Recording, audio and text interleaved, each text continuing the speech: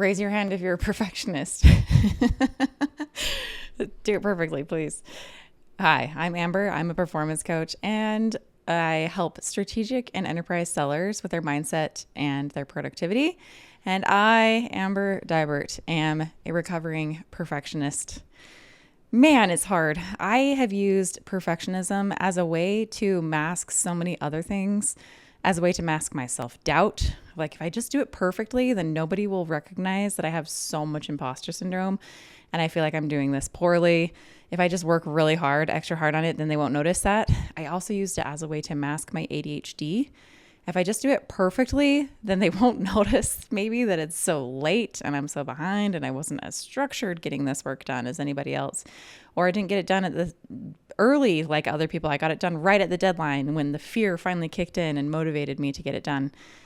Perfectionism was really helpful in my life until it wasn't. That's the thing about perfectionism, is it's a survival mechanism that we use to mask these other things that feel bad about us. However, it only helps up until a certain point. And that's exactly what we're going to be talking about today. Buckle in. I'm going to tell you all about it. So perfectionism is actually incredibly useful. It helps us to perform better. It helps us to have more improved work that we give to people. However, it only gets you to a certain point. I feel like there's this hustle wall that myself and so many of my clients have hit. You hit this point, whether it's like a season in your life or you hit a certain age, where you no longer have the time and energy to hustle like you did before. And now you need to get the same results, but your survival mechanisms of perfectionism and motivating yourself with fear no longer work. Now they just lead you to burnout. In fact, there was a study that showed this. In 2024, they did a study. They looked at perfectionism and they found that it gave you such helpful, useful things, such as procrastination. Perfectionism was linked to procrastination. It was linked to anxiety, linked to burnout, and linked to reduced creativity. So it feels like this familiar, comfortable thing that we've gotten so used to. And you might even be saying, I'm not a perfectionist. I don't do things perfectly. I remember when I had a therapist that was like, I think you're a perfectionist. I was like, what are you talking about? My house doesn't look like Martha Stewart's house. It's not perfect. And my therapist explained to me, there's another side of perfectionism where it's, if I can't do it perfectly, I'm not going to do it at all. And I was like, whoa, that's definitely me. I'm unwilling to show up messy and unpolished and not put together. And that's something that I've had to learn and let myself be messy, let myself do it poorly. And I'm going to give you some of those techniques today. So if you're already cringing, thinking about the thought, thinking of getting rid of perfectionism, it's okay. Let yourself be there. It's okay to not want to do this. But I can promise you that when you do release some of the perfectionism, it's going to help you get more work done in less time. It's probably going to be better work and you're going to get better results. And not only that, you're going to feel better because you won't be procrastinating. You won't have all the anxiety. You won't feel burnt out. I promise you'll get better results in less time. And it's definitely worth experimenting with and evaluating. So let me give you my first tactics for perfectionism. This is something that I use on myself all the time. I use the mantra, done is better than perfect. With perfectionism, we tend to want to really just like keep going. Fun fact, in a past life, I was a scrum master. So I worked with engineering teams, helped them work better. I also was an agile trainer. So I would do 5-day long trainings on agile to teach people the whole process. And there's this term that we used to use in engineering, I don't know if they still use it anymore, called gold plating, where an engineer would be like, oh, I have this great idea for what we're going to build. The product's going to be amazing. And wouldn't it be so cool if we also plated it with gold? And the idea is you want to put out a minimum viable product. You've heard this before. You want to put out a prototype of just something small that you can start to test. And as you get feedback, you can iterate on it. But engineers would go out and be like, but wouldn't it be so cool? And so they were like, that's like gold plating. It's like you're giving me a sneaker and all I wanted was a sneaker that I could run in, but you've plated it in gold and I don't really need the gold. That's not going to help me at all. So look at where you are doing this in your own work. Are there things that are good enough, but you're just making it better and better and better almost needlessly. It doesn't actually have to be that way. And you could save yourself a lot of the time and the effort of not doing it that way. Are you trying to make your work hit some kind of imaginary target that it's amazing and perfect? Or could you let yourself say done is better than perfect? I can't tell you how many times I've seen people with the best ideas and these brilliant business plans and all these amazing things that they want to put out into the world, but they keep polishing and polishing and polishing and perfecting and perfecting and perfecting, that whatever their idea is, it never actually sees the light of day. Does that resonate with you? Is there something that you have that you're holding on to that really people could benefit from? It wants to see the light of day, but you're not allowing it to because it feels really scary to let it out messy. This is where I use the mantra, done is better than perfect. Get something out there into the world that people can interact with, they can see, they can reflect on, you can get feedback back on it. And then once you get the feedback, then you can start to iterate on it. You can start to build more, you can start to create more and develop it in a new and different way. I always tell myself, I just need to get this out in people's hands and see what happens. Maybe nothing will happen. Maybe something amazing will happen. Maybe something that is completely unpredictable will happen. But done is better than perfect. I just need to get it out into the world. So practice that. Try telling yourself this. Done is better than perfect. I'm just going to get this done. I'm going to get it out there. Tip number 2. This one is incredibly offensive. I'm just going to warn you right now. I had a coach tell me this. I was really working on this page, this website that I was building or something, I don't know, some copy for my business. I was really trying to get it super, super good. And my coach said, just do B- work. Everything that we do, we try to make it A+. We want to make it the best. We want to make it amazing. We feel like if we can just make our work good enough, then we somehow can hide our insecurities about ourselves and the self-doubt that we have of like, I'm not good enough. This is not going to be good enough. If we just overwork ourselves and burn ourselves out with perfectionism, then maybe people won't see who we really are, which is a flawed human, which, spoiler alert, we all are flawed humans.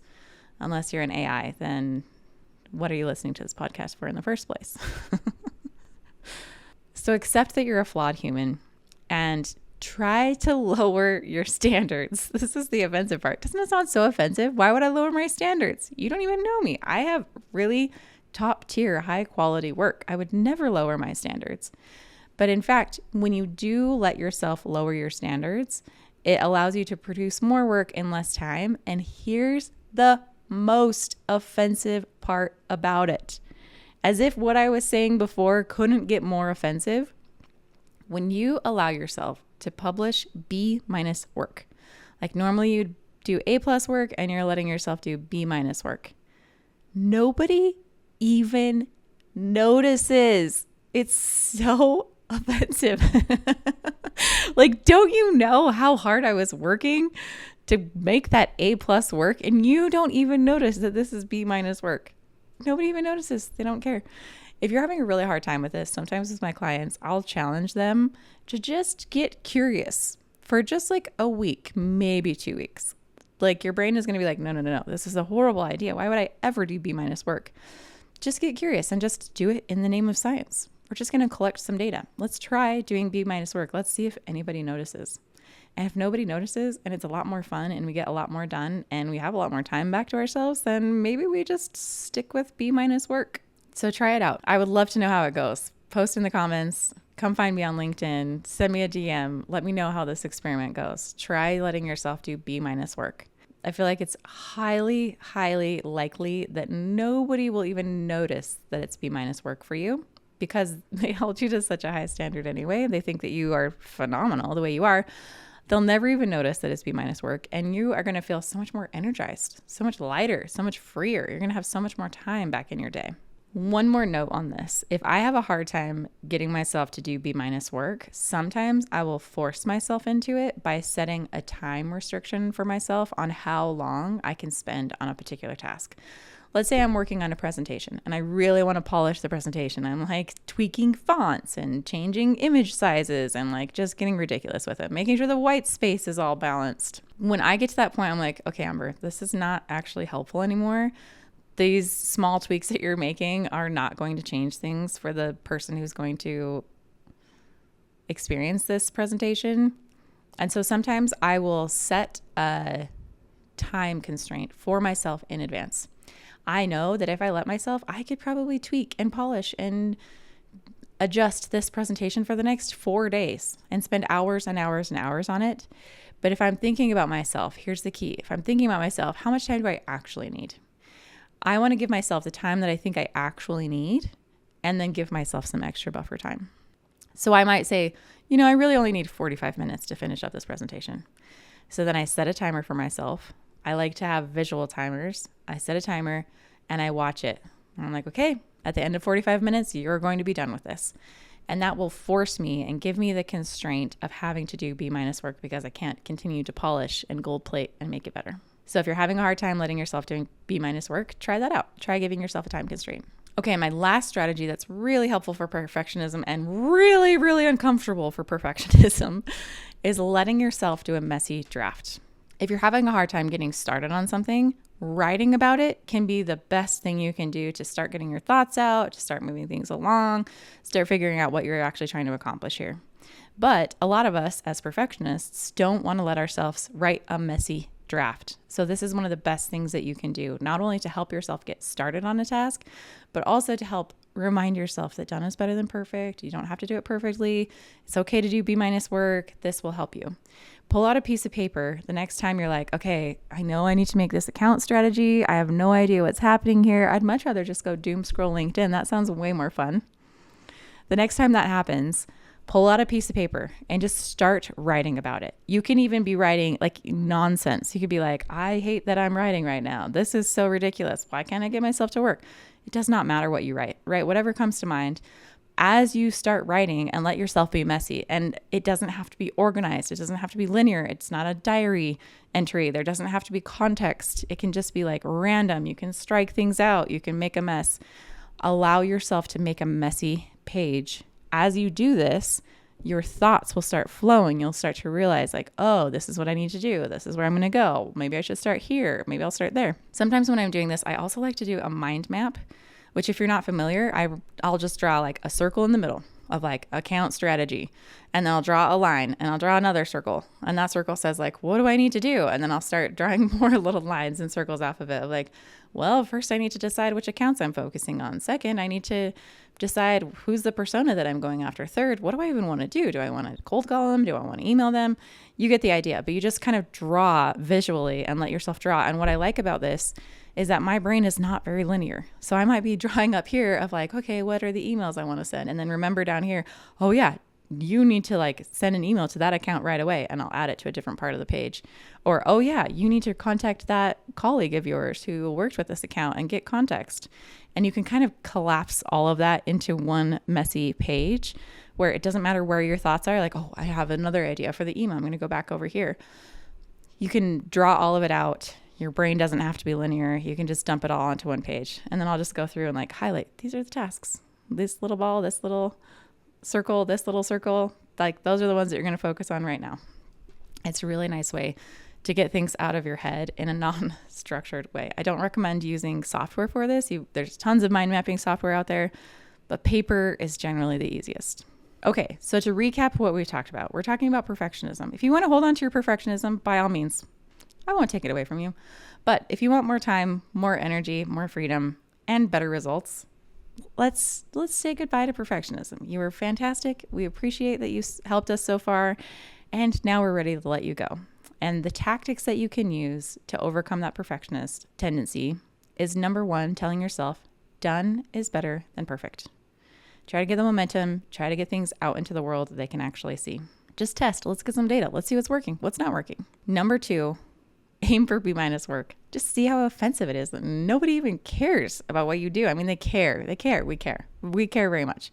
But they don't even notice when it's B- work, when you've been busting your butt to try to get A+ work out there. And don't forget to try putting time constraints on the work that you're doing so that it forces you to do B- work. And then lastly, let yourself write a messy draft. It's going to help you get started. It's going to help reaffirm that you can be messy and you're still lovable. You're still worthy. You're still a wonderful human being. What if your messiness is part of your secret sauce? What if your messiness is part of your magic? And that's what people love about you. Okay, if you've been nodding along, you've appreciated this, hit like, drop a comment. If you want more mindset and productivity tools to help you achieve your highest potential in sales, make sure to subscribe so that you don't miss one golden nugget. And if you are thinking of somebody who could really benefit from this podcast, feel free to send it over to them. Thanks so much for tuning in, and I'll see you next week.